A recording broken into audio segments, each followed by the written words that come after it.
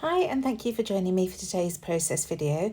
And today I'm documenting a photo of James in Brooklyn, New York back in 2015.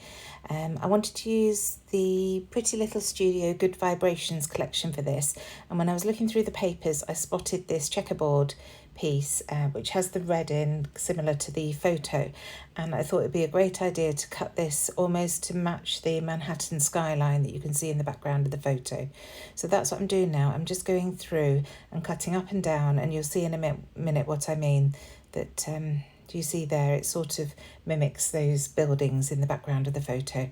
So I chose this lovely black and white print as the top piece, and I'm just using a spare piece of 12 by 12 cardstock just to measure to make sure that I am making this a full 12 by 12. I'm not going to stick it onto the white cardstock, I'm just using that as my template. So I'm adding ATG to the top of this checkerboard paper. I'll stick it onto the black and white piece and then trim off the excess from the black and white so I can use that on another day. So managing to get this stuck to everything but the paper at that point, but there we go. So just pushing that down at the top, and then I'll turn it over. I just need to trim off the edge. I think this paper was slightly bigger than 12 by 12.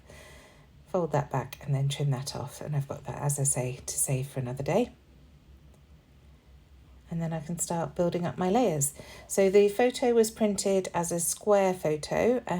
It was printed on a 4x6 paper, photo paper with a border. So it's about 3 3/4 probably square.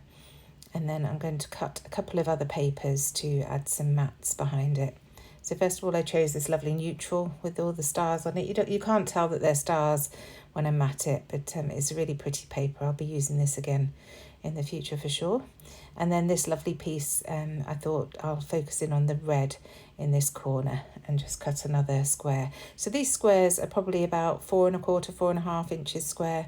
And I'm just going to use them as offset layers behind the photo. I will distress the edges shortly, but I'm just having a play.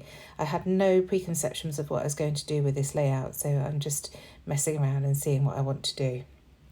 Originally I pulled out that Good Times title, but I do actually change that. I think, is it Good Thing? I can't Good Things. I can't see it on my screen very well. So I'm just playing about with some of these ephemera pieces and trying to decide what I'm going to do with this, because like I say, I really wasn't sure. I know I want a little cluster in the bottom left hand corner, and it's definitely my go-to when I'm doing a layout like this and I'm not quite sure what I want to do, but just having a play and moving things around. I like the circular element because you've got the circular thing that James is lounging on. So I wanted to bring some circles in somewhere. But I decided to change the title for this one that says Right Now. I just thought that looked better. And then I was looking through the cut aparts and found one that said Happy Thoughts. So I'm going to add that above it. And it's nice bringing that black in. It really makes all the other colours pop and sort of cohesive around the page. So just adding that above there. And decided that I wasn't happy with that star, but I'm going to distress the edges of the papers and get the photo stuck down, because it'll be much easier to work out what I'm going to do if this is in situ. So just using my Tim Holtz edge distresser to distress all those edges on both of those photo maps that I've cut out. Doesn't take long. There we go. And then, as I said, I'm just going to offset them against one another. I do faff about a little bit because I wanted more of the red to show on that second mat, or the one behind the photo. There we go, a bit happier with that. So now I've got it in position, I peel them back to add the ATG so that I don't lose that positioning. So I'm just sticking these two layers together first, and then I can add the photo onto them after. There we go. So I want the photo to be straight on the page, and then the other layers will be wonky behind it. So I know that I'm definitely going to use this Right Now title, so that can go down, and also this Happy Thoughts can go above it. I want some kind of ledger paper in this cluster so that I can just add a tiny bit of journaling. There's not an awful lot to say about this. It's going in an album with lots of other photos from this day, so I don't need to worry too much about doing a huge spiel about what he's doing and where he is. Still trying to make this star work, but it doesn't make the cut in the end. I switched that out for some more circular elements which work better with the photo. So I spot this half piece of label, so I'm just going to stick that behind, and that's bringing that black over to the right hand side. And then when I've got that one down, I'm going to add another one in beige that I just spot, and I just think it's another nice layer. So just adding that behind there. And I think I do commit to adding that straight away. So I know I want to build up that top right hand corner a little bit more as well, but for now I'm still working on this cluster at the bottom, trying to work out where everything's going to go. I briefly toy with bringing in a third cluster at the top left hand corner, but it's not going to work for me, so I bring that piece back down shortly. I love this piece that says love this, so I am going to add that to the right hand side.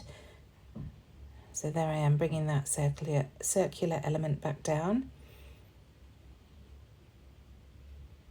Just getting this photo stuck onto the background and then working out where these pieces are going to go. So that noted piece that I'm pulling in and out is going to be the one that I journal on, and the yellow circular piece is just a grounding piece for that cluster there. I've also added a flower, just another circular element there that I thought looked quite nice.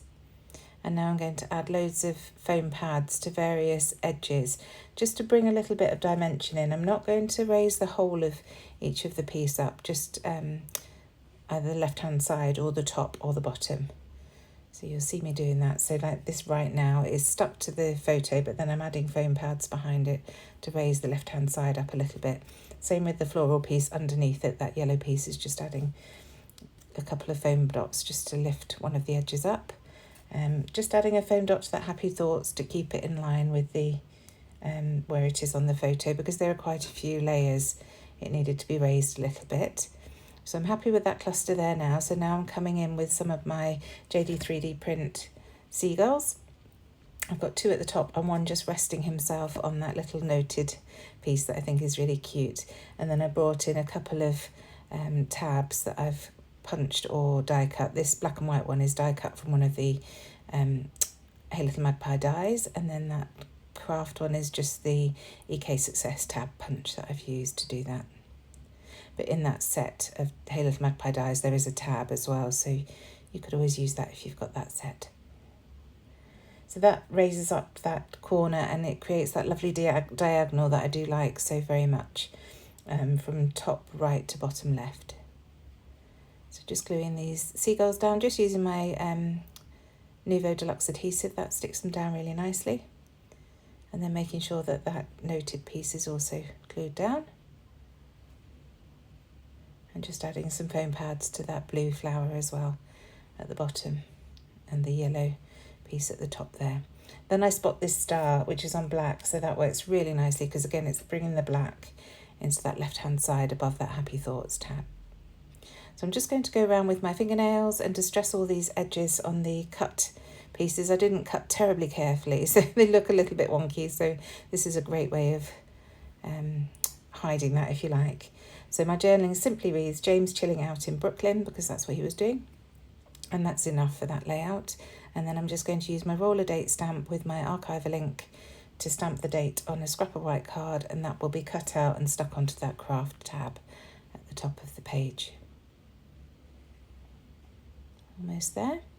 And then there are just a few more bits I'm going to add. I'm going to go into my deep dive stash and I find some Chamel, I think these are glitter, they're very old anyway, enamel dots that I'm just going to add a few around the page, one onto that tab at the top, the black and white tab, and then a couple around the page. And then once I've done that, I'm coming in with some sequins. These are the sequins that were in the Hey Little Magpie advent box. So I'm just going to dot some of those around the page. I've lost my applicator, it's somewhere on my desk, so I'm just using my pokey tool with a little bit of glue on the end, and that just picks the sequins up nicely for me. So just picking those up and getting those stuck down on the dots of glue that I've added around the page. Just a few more at the top here. And these are, some of these are really tiny sequins, but I love them. And that's it. I hope you've enjoyed this process. If you've got good vibrations, give this a go. They're really fun papers. And other than that, I shall see you very soon. Bye.